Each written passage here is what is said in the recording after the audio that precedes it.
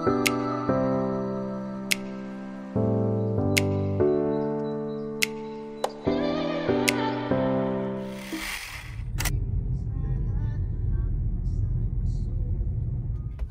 everyone! Good morning! Today is 23 of April ng 2024 and ang oras is 1 minute before mag alas 9 ng umaga. Kakapark ko lang dito sa bahay. Ayan, dito na ako sa bahay. Kasi grabe ang traffic. Hinatid ko kanina sa Roberto dun sa appointment niya and ako yung nag-drive ng I think mga 190 kilometers siguro. Grabe ang traffic. Napatagal yung biyahe ko ng mga 45 minutes. Dapat kanina pa ako dito eh. But anyway, kung nakapapansin nyo, ito pa rin yung suot ko galing sa Manila kasi obvious naman hindi pa ako naliligo. And yung mga maleta namin andoon sa likod. Tingnan nyo yung t-shirt ni Roberto. Ayun yung t-shirt na suot-suot niya nung nasa Manila pa kami. So, ayun ang gagawin natin ha. Labas na tayo. Tapos, ang bala ko today is magpa-manicure kay Angeli.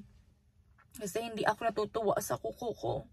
This is not so me. So, bala ko, after kong mag-coffee and maligo, tawagan ko si Angeli para tanungin kung pwede niya akong i-accommodate today. But for now, ilabas natin yung mga maleta namin, ha? Pati yung maleta ni Roberto nandyan din. Kasi nga dumating siya ng kahapon ng umaga. Tapos from the airport, dumating siya agad sa appointment niya. Tapos ako naman, dumating ako kahapon ng gabi. Tapos, sundo niya ako sa airport. Tapos nag-dinner. Tapos, nag-stay kami sa hotel kasi nga yung appointment niya is medyo malayo. So, it doesn't make sense kung uuwi pa kami dito. Tapos, aalisan naman siya ng maagang maaga. So, ayun ang ginawa namin. So, ngayon, baba tayo. Baba natin mga maleta. Magkape, maligo. And, try natin mag-chill, ha? Kasi, pansin sa mata ko. Grabe yung antok ko. Hindi pa ako nakakabawi, people. But anyway, baba na tayo.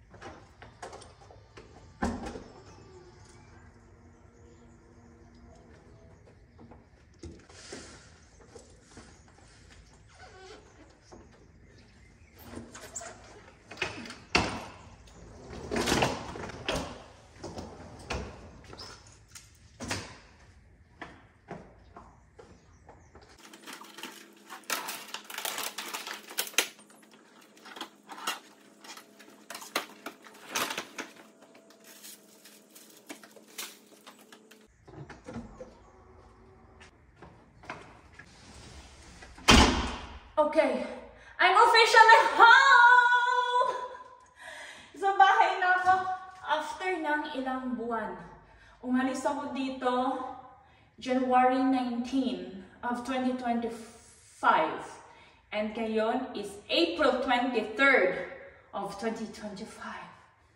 Ang tagal ko sa Pilipinas, dahil!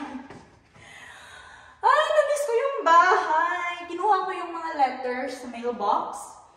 And, ito, medyo madaming letter. Ayan. So, ito yung mga gamit namin. Ang dala ko is ito, at saka yung pink, tas ito yung sa kanya. Ito, dumaan daw siya ng Germany kasi yung appointment niya malapit sa border. So, dumaan siya sa Germany, nag-grocery siya. So, kailangan natin ito ilagay agad sa ref. Medyo mabigat. Ano kaya pinagbibili nito ni Roberto? So, hello home! I miss you home! Uy, nakakamiss yung bahay namin. Roar! Katuwa naman. I'm home. Mag-haul. Na mga pinamili ni Roberto. Bumili siya ng ganitong cheese. Favorite na favorite niya to. Ako okay lang. Tapos bumili siya. Ito ang favorite naming dalawa. Ito yung mga favorite naming gawing merienda. Yan oh, yung mga chicken strips. Yan. Basta mga ano to, mga chicken na may mga luto na siya. Pwede mo lang kainin agad-agad. Yun yung gusto namin papakin. Bumili siya ng gantong salmon. Bumili siya ng maliliit na patty. Yan o. Ito kinakain lang din to ng ganito na. Siya gusto niya malamig. Ako ayaw ko, so mina-microwave ko to. Ito pa. Meron pa palang isa. Dalawa pala yung binili niyang ganito. Diba? Hindi naman obvious na gusto namin. Bumili siya ng mga barbecue sauce. Ayan. Ano to? Mustard. Mustard. And another one ng barbecue sauce. Bumili siya ng favorite niyang drinks. Actimel. Parang Yakult to sa atin. Ito yung original flavor. Tapos, ito naman yung gusto ko. Pero binawasan niya na pala agad. Ito yung gusto ko, raspberry ang flavor. And then, I think ito is mga karne. So, laki ng binayaran nitong lalaking to. Pag si Roberto nag-grocery, naluloko ako sa mga ano niya, pinamimili niya. Okay. Ano mga pinagbibili na ni Roberto. Yung banguan, fairness. Okay, so una niyang binili, pumunta pala siya ng Edeka. Mabasa niyo pa ba? Ayan, Edeka. Ito siya pumunta. Una niyang binili is itong malaking salami. Bango. Ayan. Tapos, ito. Ayan, 3 ganto. Alam ko, ito kinakain na to ng hilaw. Ganto lang siya. Tatanggalin mo siya sa plastic. Tapos parang gagawing palaman sa tinapay. Parang reno. Pero hindi siya lasang reno. Pero yung ano lang niya. Gets niyo ba? 3. Tapos ito din, ganun din siya. Iba lang yung lasa niya. Ito naman is with onion. No. Onion. Ayan na. Sibali. 3 din.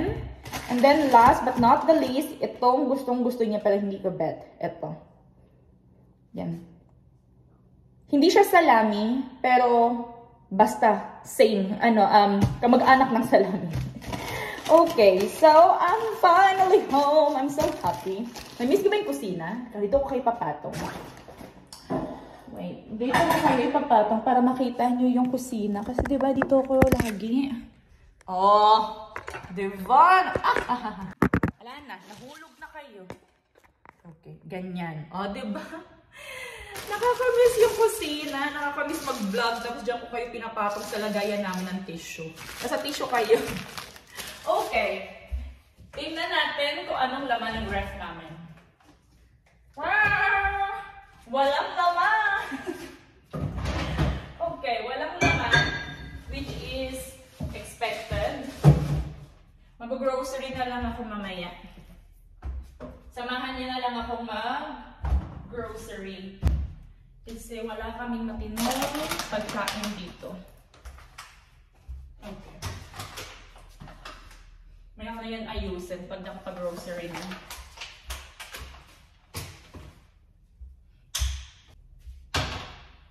Okay, dokie. I am so excited na mag-kape. So, kape tayo.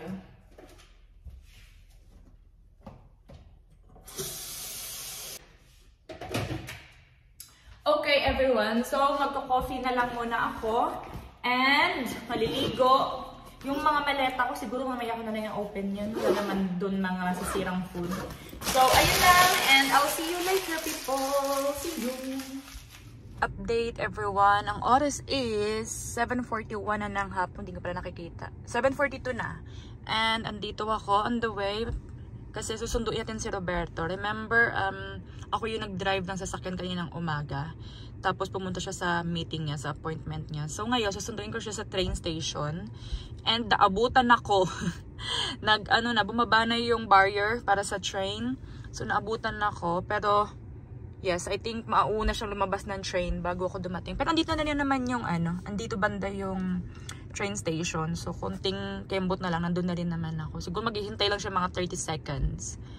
So, ayan, hintayin natin tumaas tong barrier and then diretso na tayo dun. Ayan lang, dapat talaga magbablog ako today. Kaso hindi na natuloy kasi tinamad ako at saka pagod ako sa biyahe. Ayan na yung train. Ito yung sinasakyan. Ito yung sinakyan ni Roberto. So, ibig sabihin nakababa na siya ngayon. So, ayan na. Let's go! Bas! Andito na si Roberto.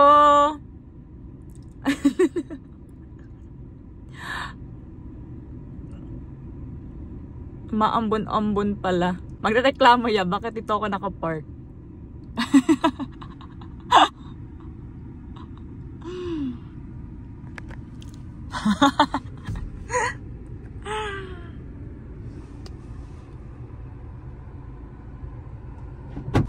Hello! mein Service ist...